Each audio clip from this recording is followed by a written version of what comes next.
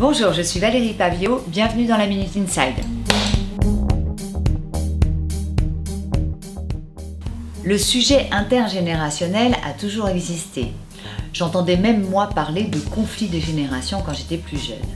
Il se trouve que la génération en place cherche à transmettre, à défendre des valeurs, des repères que la jeune génération refuse d'accepter. Et c'est juste, l'évolution se fait aussi par la construction de nouvelles valeurs, nouveaux repères.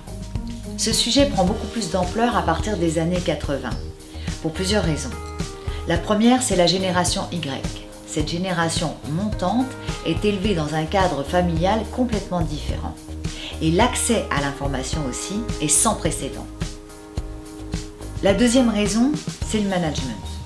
Le regard que nous portons sur l'environnement de travail en général, la communication, la motivation en particulier, qui viennent interroger la rentabilité, la productivité, jusque-là mise en avant dans l'entreprise.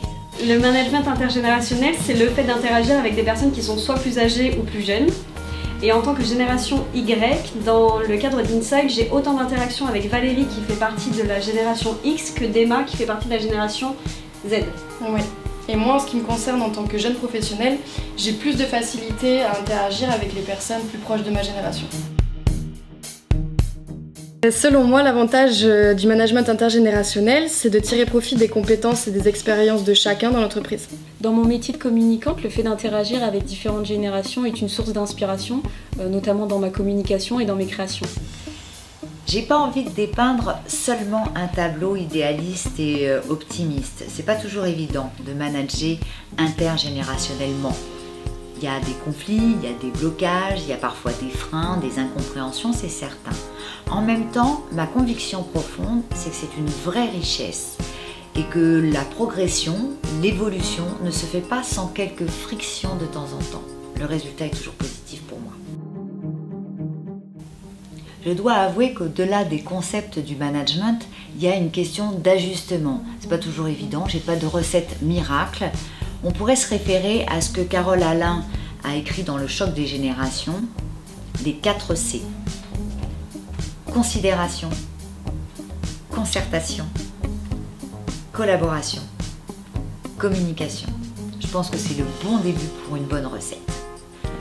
Aucune de nous trois ne manage d'équipe pour le moment, mais si à l'avenir je devenais manager, je prendrais en considération la parole de chacun sans faire de distinction entre les différentes générations.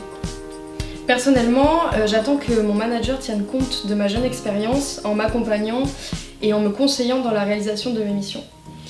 Et moi, ce que j'attends de mon manager, c'est qu'il ne soit pas dans une posture de sachant, ni dans un management descendant.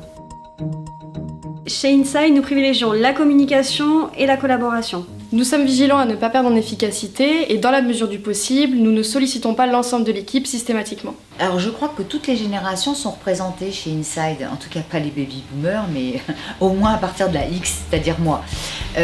Et alors bizarrement, je me pose rarement ce genre de questions. C'est-à-dire que quand je communique avec l'équipe, individuellement ou collectivement, je me demande rarement à quelle génération je parle. Je crois que les choses se font de façon assez fluide, assez agile. Ça ne veut pas dire que tout se passe toujours très bien, mais tout se passe dans la communication.